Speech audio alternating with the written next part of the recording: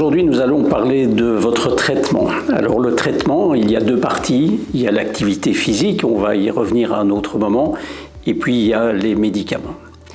Depuis votre événement cardiaque, vos médecins vous ont prescrit plusieurs médicaments. Ça peut peut-être vous paraître beaucoup, mais ils sont tous nécessaires parce qu'ensemble, ils vont avoir une fonction extrêmement importante de protection de votre cœur et d'éviter une rechute ou d'éviter des complications un peu plus tardives. Alors, ces médicaments, il est évidemment essentiel de les prendre régulièrement. On a l'habitude en boutade de dire que les médicaments ne marchent que chez les patients qui les prennent, et c'est vrai. Vous pouvez de temps en temps en oublier un, ce n'est pas dramatique, mais il ne faut pas interrompre de manière trop régulière la prise de ces médicaments. Ça veut dire quoi? Ça veut dire que vous allez devoir instaurer, ou vous l'avez peut-être déjà fait, une nouvelle habitude. Et on sait que les habitudes, ça prend parfois du temps. Ça peut prendre plusieurs semaines à se mettre en place.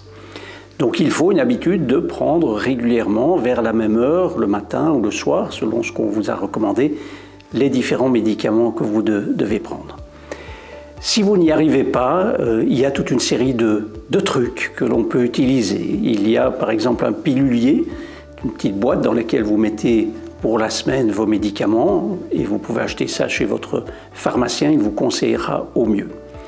D'autres personnes utilisent une alarme sur leur smartphone. D'autres ont encore d'autres idées. Ils mettent par exemple leurs médicaments à côté de leur brosse à dents, comme ça ils sont sûrs de bien les voir et de ne pas les oublier. D'autres le mettent à côté de leur tasse de café le matin par exemple, pour la même raison. Donc trouvez-vous vous-même votre petit truc qui vous convient et qui va faire en sorte que vous allez les prendre tout à fait régulièrement. Si vous n'y arrivez pas, demandez à un proche de vous aider dans ce cadre-là. 2-3 petits conseils supplémentaires. Essayez de ne jamais tomber à court de médicaments, parce qu'évidemment la frustration aidant, ça va vous arriver le week-end quand la pharmacie est fermée. Donc essayez toujours d'avoir une tablette de rechange, voire une ordonnance de votre médecin de rechange.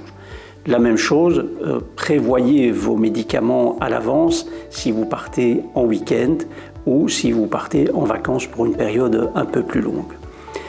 Dernière chose, n'interrompez jamais votre traitement sans demander un avis médical.